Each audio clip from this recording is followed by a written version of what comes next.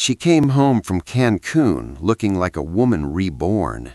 Sun-kissed skin, new highlights, that glow people get when they've had the best week of their lives.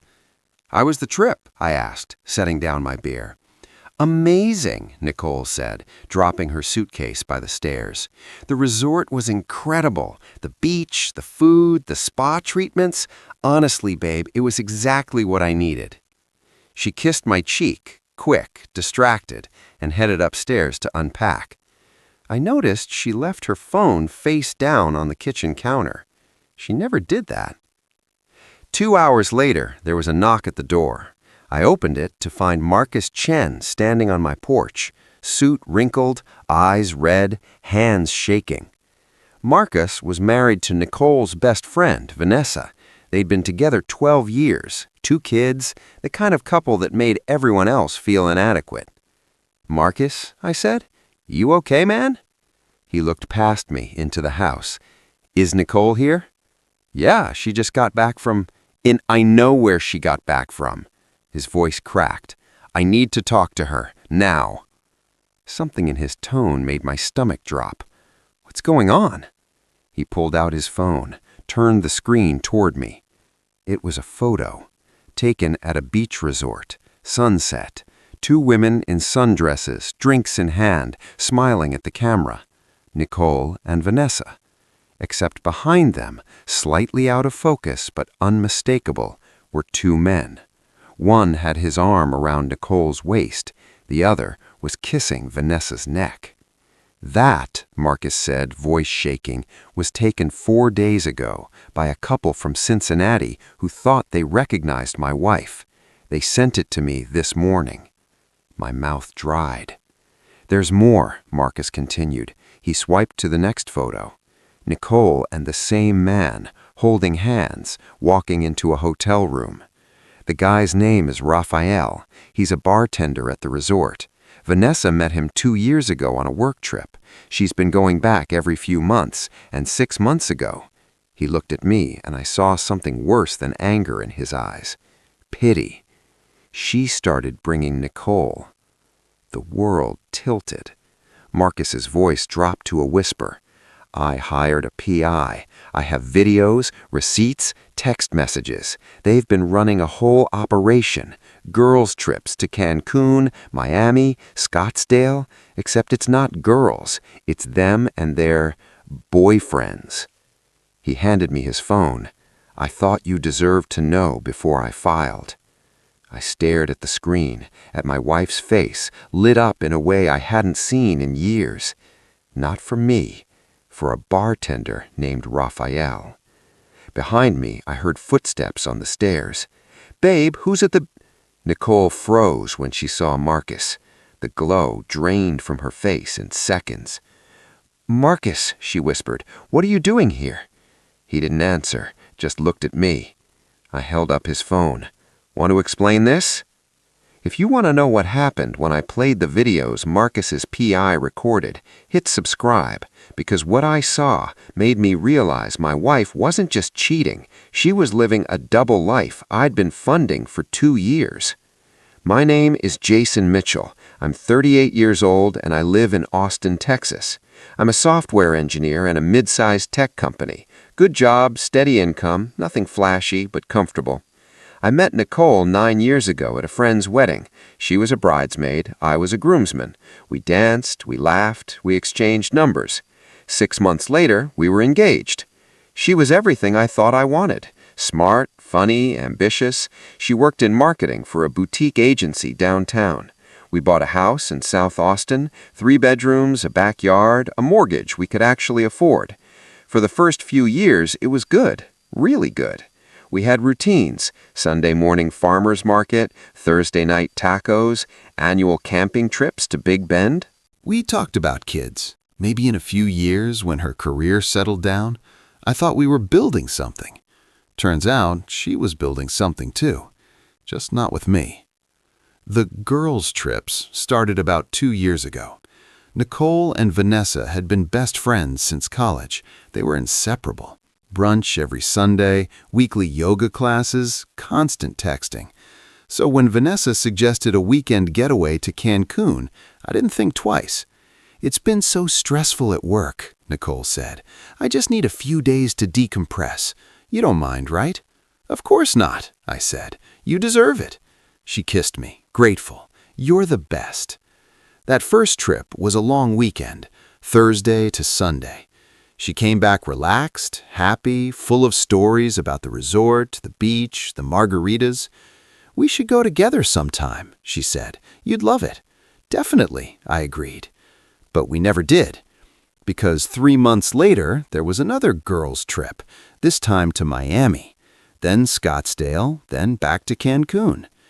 At first it was every few months, then every 6 weeks, then monthly. "Vanessa's going through a rough patch," Nicole explained. "She needs the support." I didn't question it. Vanessa's marriage seemed solid, but who really knows what goes on behind closed doors? I was a good husband, supportive, understanding. I didn't realize I was being played. The trips followed a pattern. Nicole would book them weeks in advance, always Thursday to Sunday, always all-inclusive resorts. She'd pack light, sundresses, bikinis, sandals, her vacation mode wardrobe. The night before she left, we'd have dinner. She'd be excited, chatty, already mentally checked out.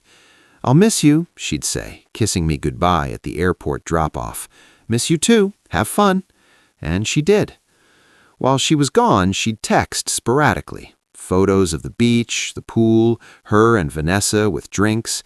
"Wish you were here," with a heart emoji. I'd respond with something supportive.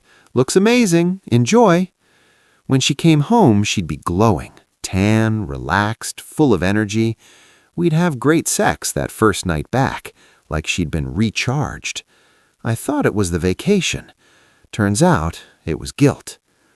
I started noticing small things about 6 months ago.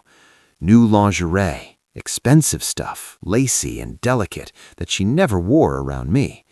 "When did you get this?" I asked, folding laundry. "Oh, Vanessa and I went shopping before the last trip," she said, casually. "It was on sale."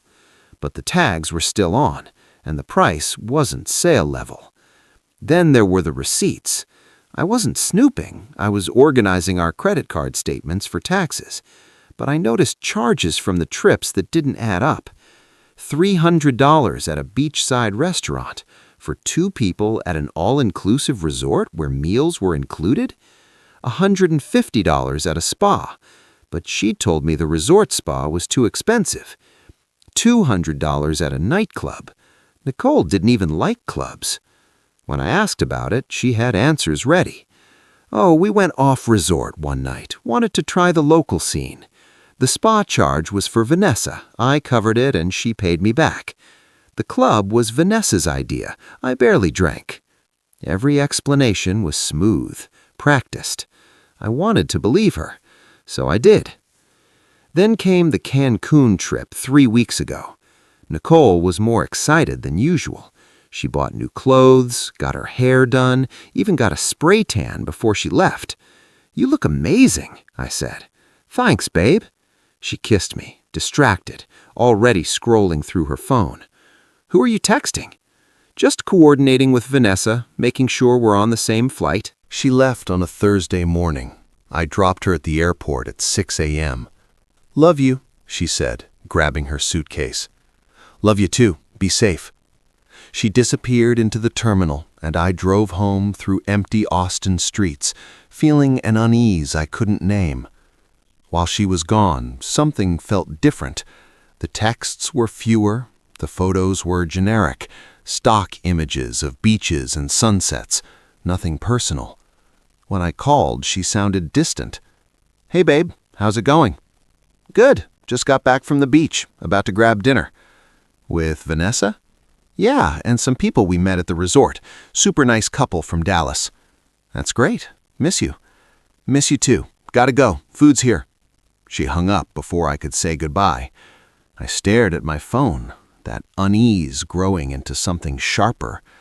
Sunday afternoon, I picked her up from the airport. She looked incredible, glowing, rested, happy in a way that made my chest ache. "How was it?" I asked as she slid into the passenger seat. Perfect, she said, leaning over to kiss me. Exactly what I needed. On the drive home, she talked about the resort, the beach, the food, surface-level details that could have come from a brochure. Did you and Vanessa do anything special? Just relaxed, mostly.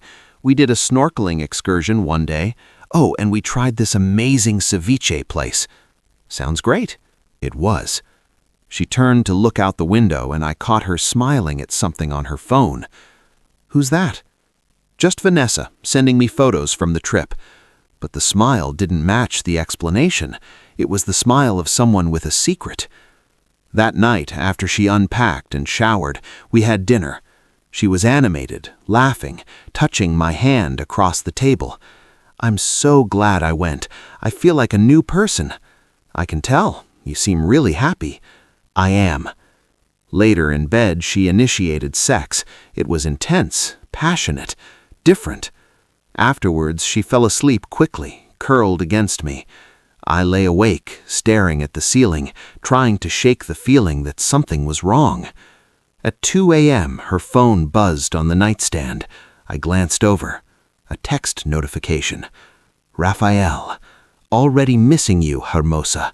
Can't wait for next time. My blood went cold. I didn't move, didn't breathe. The screen went dark. I lay there until dawn, my mind racing, trying to piece together what I'd just seen. Who the hell was Raphael? I didn't confront her, not yet. Instead, I did what any man in my position would do. I started looking. Monday morning after Nicole left for work, I opened her laptop. She'd left it on the kitchen counter, still logged in. I felt like a criminal, but I couldn't stop myself. I opened her email, searched for Raphael. Dozens of messages, going back 6 months. I clicked on the first one. Can't stop thinking about you, counting down the days until you're back in my arms. My stomach turned. I kept reading. Vanessa says you're coming in March. I already requested those days off. We'll have the whole weekend. I bought something for you. You'll love it. Or maybe you'll love taking it off. Winky face. Thank you for last night. You make me feel alive. I sat back, hands shaking. This wasn't a fling. This wasn't a mistake. This was a relationship. I dug deeper, found hotel confirmations, not for the all-inclusive resorts she'd told me about, for a boutique hotel in downtown Cancun, adults only, romantic suites, booked under her name. I found Venmo transactions, payments to someone named @Raphael Cancun. $200, $150, $300. The descriptions were emojis, hearts, cocktails, fire. I found photos in her cloud storage, her and Raphael, on the beach, at a restaurant, in bed. His face was everywhere. Tanned, handsome, younger than me. In one photo, he was kissing her neck while she laughed. In another, they were holding hands, walking along the shore at sunset.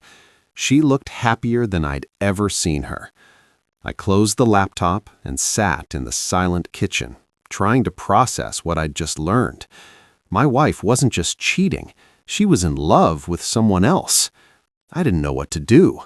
Part of me wanted to scream, to throw her laptop across the room, to call her and demand answers. But another part of me, the part that had been trained by years of debugging code, knew I needed more information. I needed to understand the full scope before I acted. So I kept digging. I checked our credit card statements, found charges I'd missed before, flights to Cancun that didn't match her group booking story, charges at restaurants and bars in the hotel zone, Uber rides to addresses I didn't recognize. I cross-referenced the dates with her calendar. Every girls' trip lined up with a reservation at that boutique hotel. Every weekend with Vanessa was actually a weekend with Raphael. For 2 years, my wife had been living a double life, and I'd been funding it. That's when Marcus knocked on my door. I was sitting at my desk, staring at spreadsheets of evidence, when I heard the knock. I opened the door to find Marcus Chen looking like he hadn't slept in days. "Marcus, you okay, man?" He looked past me. "Is Nicole here?" "Yeah, she just got back from—" I know where she got back from. His voice was tight, controlled, the voice of a man barely holding it together. "What's going on?" He pulled out his phone, turned it toward me. The photo on the screen made my world tilt. Nicole and Vanessa at a beach resort, sunset, drinks in hand. Behind them, two men. One had his arm around Nicole's waist. The other was kissing Vanessa's neck. "That was taken 4 days ago," Marcus said, "by a couple from Cincinnati who recognized Vanessa. They sent it to me this morning." I couldn't speak. Marcus swiped to the next photo. Nicole and Raphael, holding hands, walking into a hotel. "I hired a PI," Marcus continued. "I have videos, receipts, text messages. They've been doing this for 2 years. He looked at me with something worse than anger. Pity. "I thought you deserved to know before I filed." Behind me, I heard footsteps on the stairs. "Babe, who's at the—" Nicole froze when she saw Marcus. The glow drained from her face. "Marcus, what are you doing here?" He didn't answer, just looked at me. I held up his phone. "Want to explain this?" The silence that followed was deafening. Nicole's eyes darted between me, Marcus, and the phone in my hand. "Jason, Don't," I said quietly. "Don't insult me with a lie." Her mouth opened, closed. Marcus stepped forward. "Where's Vanessa?" "She's at home, I think." "No, she's not. I checked." His voice cracked. "She's at a hotel with our kids. She left me this morning." Nicole's face went pale. "She what?" "She said she couldn't do it anymore, that she was in love with someone else, that our marriage was over." He looked at her, and I saw the full weight of his pain. "Did you know she was going to leave me?" Nicole's silence was answer enough. Marcus's hands clenched into fists. "How long have you been helping her cheat on me?" "I wasn't—" "Bullshit!" His voice exploded. "You've been covering for her. Every girls' trip, every lie, every time I asked if everything was okay and you said yes, you were helping her destroy my family." Nicole took a step back. "Marcus, I'm sorry." "Sorry?" He laughed, bitter and broken. "My kids are asking why Mommy doesn't live with us anymore. My son cried himself to sleep last night, and you're sorry?" I set the phone down on the hall table. "Marcus, maybe we should—" "No." He turned to me. "You need to see this. All of it." He pulled up his phone and opened a video. "My PI followed them last week. I need you to see what we're dealing with." He pressed play. The video was taken from a distance, but the image was clear. A beachside restaurant, evening, string lights and ocean breeze. Nicole and Vanessa sat at a table with two men, Raphael and another guy, younger, fit, the kind of men who made a living off their looks. They were laughing, drinking, touching. Raphael's hand was on Nicole's thigh. The other man had his arm around Vanessa. They looked like two couples on vacation, which, I realized with a sick feeling, is exactly what they were. The video continued. They finished dinner, walked along the beach, the men's arms around the women's waists. Then they split up. Vanessa and her guy headed toward one hotel. Nicole and Raphael headed toward another. The camera followed Nicole. She and Raphael walked through the lobby, into an elevator, down a hallway. They stopped at a door. Raphael unlocked it. Before they went inside, Nicole turned and kissed him. Not a peck, a real kiss, the kind that says, "I love you." Then they disappeared into the room. The video ended. I stared at the black screen. My hands were numb. My chest felt hollow. Marcus's voice was quiet. There were 4 more videos. Different days, same pattern. I looked at Nicole. She was crying, silent tears streaming down her face. "How long?" I asked. "Jason, how long have you been sleeping with him?" She wiped her face. 2 years. 2 years. 730 days. 124 weeks. 24 girls' trips. All of it a lie. "And Vanessa?" Marcus asked. "How long has she been cheating?" Nicole's voice was barely a whisper. 3 years. Marcus made a sound like he'd been punched. 3 years, he repeated. "Our youngest is 3 years old." The implications hung in the air. "Is he mine?" Marcus asked. Nicole didn't answer. "Is he mine?" "I don't know," Nicole shouted. "Vanessa doesn't know. She never got him tested." The room spun. Marcus stumbled backward, caught himself on the doorframe. "Oh my God! Oh my God!" I don't remember Marcus leaving. One moment he was there, the next he was gone. It was just me and Nicole in the hallway. She tried to speak. "Jason, please, stop." "I can explain." "There's nothing to explain." My voice was calm, too calm. "You've been cheating on me for 2 years. You've been lying to me, using our money to fund your affair. That's it. That's the whole story." "It's not that simple." "It is exactly that simple." She reached for me. I stepped back. "Don't touch me." "Jason, please, I love you." "No, you don't." I looked at her, really looked at her, and saw a stranger. "You love the life I gave you, the house, the stability, the safety, but you don't love me." "That's not true." "Then why? Why him? Why lie? Why not just leave?" She didn't have an answer. Or maybe she did, and it was too ugly to say out loud. I walked past her, grabbed my keys from the hook. "Where are you going?" "Out."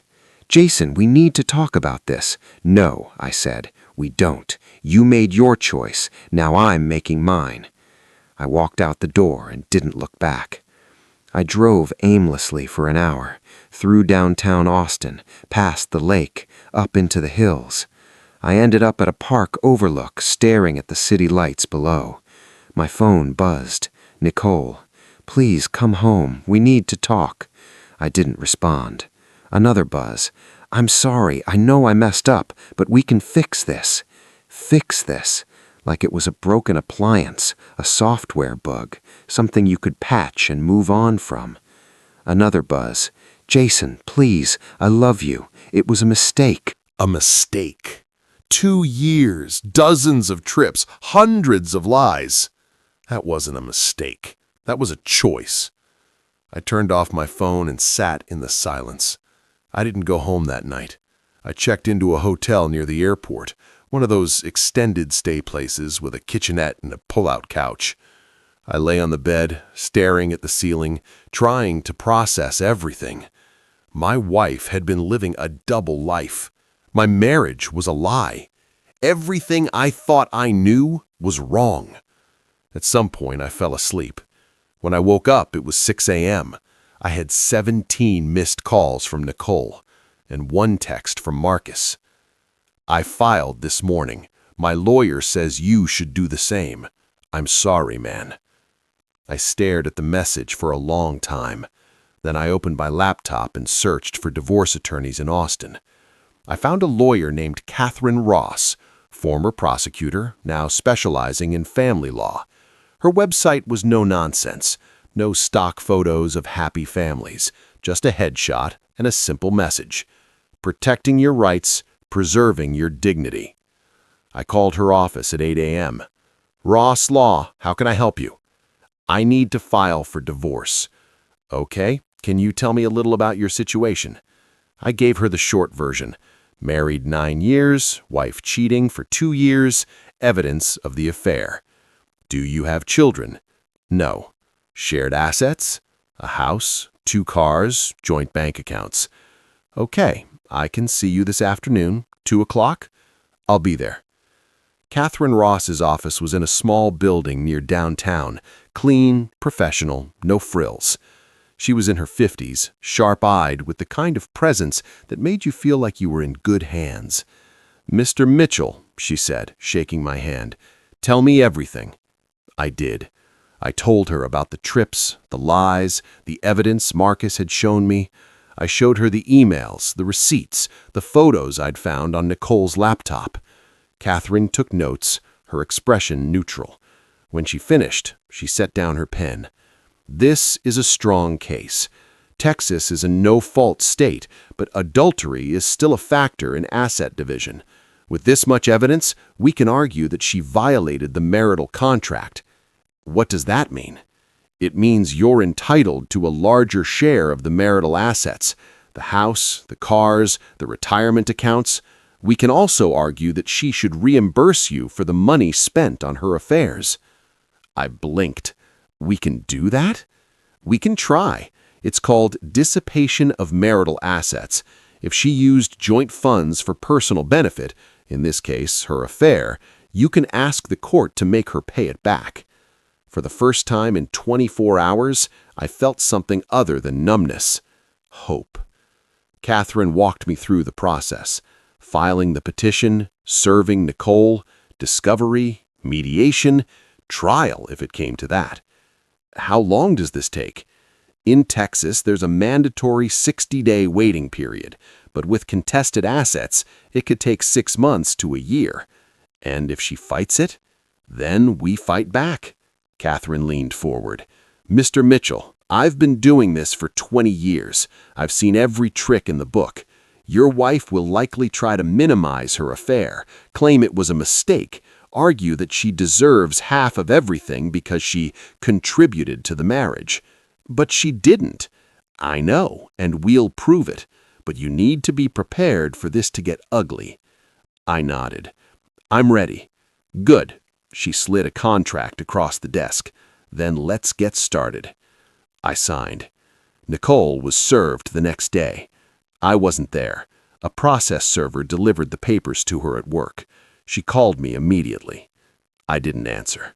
She called again and again. Finally, I texted, "Talk to my lawyer."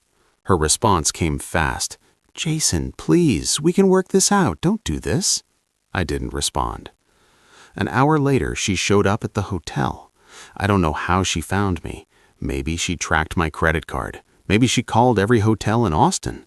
But there she was, knocking on my door at 8 p.m. "Jason, please, let me in." I opened the door but didn't step aside. "What do you want?" "I want to talk. There's nothing to talk about." "Yes, there is." Her eyes were red, swollen. "I made a mistake, a huge mistake, but we can fix this." "No, we can't." "Jason, you cheated on me for 2 years, Nicole. You lied to my face. You used our money to fund your affair. There's no fixing that." "It wasn't like that." "Then what was it like?" I asked. "Explain it to me. Make me understand how you could do this." She opened her mouth, closed it. That's what I thought. I started to close the door. She put her hand on it. "I love you." "No, you don't." "I do. I know I messed up, but I love you. I want to save our marriage." I looked at her, really looked at her, and saw the desperation in her eyes.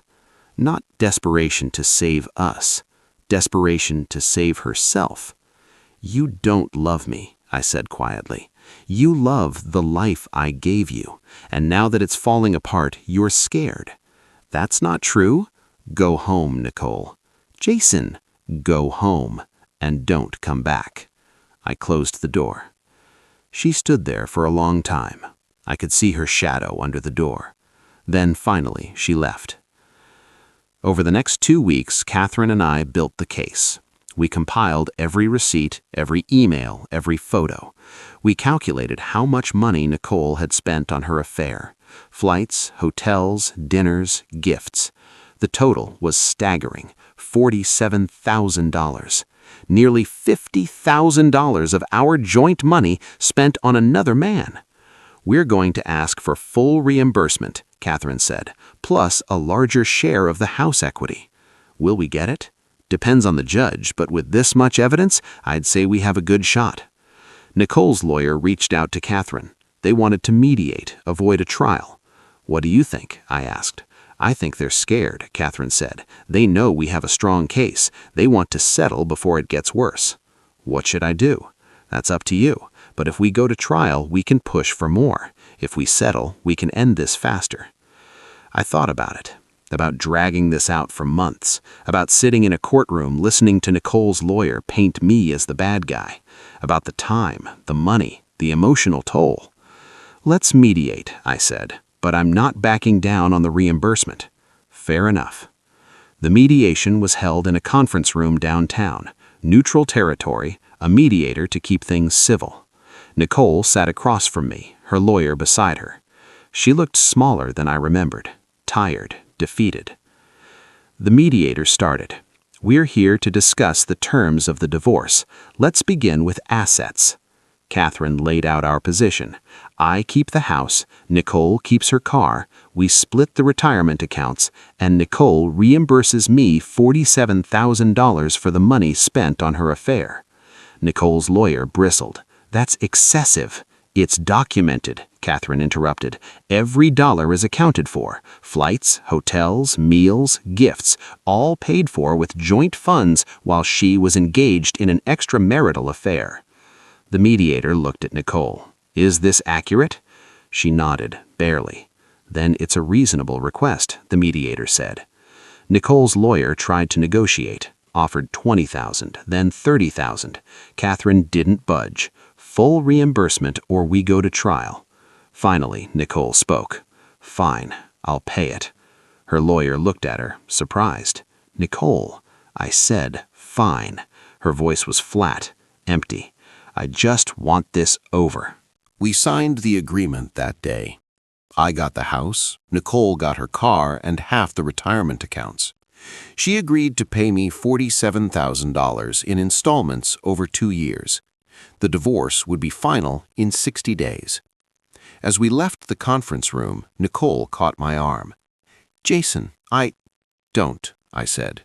"It's done. I just want you to know, I'm sorry for everything." I looked at her one last time. "I know you are, but sorry doesn't fix this." I walked away. 60 days later, the divorce was final. I got the papers in the mail, signed by a judge, official. I sat in the house, my house now, and stared at the document. 9 years of marriage, reduced to a few pages of legal text. It should have felt like closure. Instead, it just felt empty. I threw myself into work, picked up extra projects, stayed late at the office, anything to avoid going home to an empty house. Marcus and I stayed in touch. He was going through his own hell. Vanessa had admitted the affair, admitted she didn't know if their youngest was Marcus's. He'd demanded a paternity test. The results came back 2 weeks later. The boy was his. Marcus cried when he told me, relief and heartbreak all at once. "At least I have that," he said. "At least I know he's mine." Vanessa didn't fight the divorce. She moved to Cancun permanently, to be with her bartender. She left her kids behind. Marcus got full custody. 6 months after the divorce, I was still living in the house, still driving the same car, still going through the motions. One Saturday, I was at Home Depot, buying paint for the guest room, when I ran into someone. "Jason!" I turned. It was Sarah, an old friend from college. I hadn't seen her in years. "Sarah, hey!" We hugged, caught up. She'd moved back to Austin after a divorce of her own. "Want to grab coffee sometime?" she asked. "Yeah, I'd like that." Coffee turned into dinner.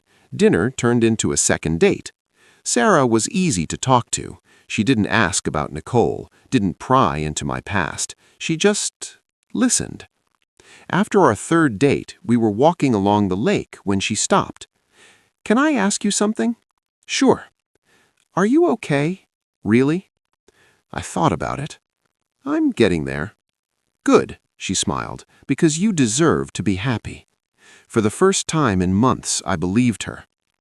A year after the divorce, I sold the house. Too many memories, too many ghosts. I bought a condo downtown, smaller, simpler, mine. Sarah helped me move in. We painted the walls together, hung pictures, made it feel like home. One night, we were sitting on the balcony, watching the city lights, when she said, "You know what I like about you?" "What?" "You didn't let it break you." I looked at her. It almost did. But it didn't. She took my hand. That's what matters. I ran into Nicole once, about 2 years after the divorce. She was at a coffee shop downtown, alone. "Nicole," she said, surprised. "Jason." Awkward silence. "How are you?" she asked. "Good. You?" "I'm managing." I nodded. "Good." More silence. "I heard you're seeing someone," she said. "I am." "That's great. I'm happy for you." She didn't look happy. She looked hollow. "Take care, Nicole." "You too." I walked away and didn't look back. 3 years after the divorce, Sarah and I got married. Small ceremony. Close friends. Marcus was my best man. Standing at the altar, watching Sarah walk toward me, I felt something I hadn't felt in years. Peace. Not because I'd gotten revenge, not because Nicole had suffered, but because I'd chosen to move forward, to build something new, something real. If you've ever been betrayed, if you've ever had someone you trusted destroy your life, if you've ever had to rebuild from nothing, this one's for you. Comment, "I rebuilt," if this story hit home. Hit subscribe for more stories about finding strength in the wreckage. Because the best revenge isn't making them pay.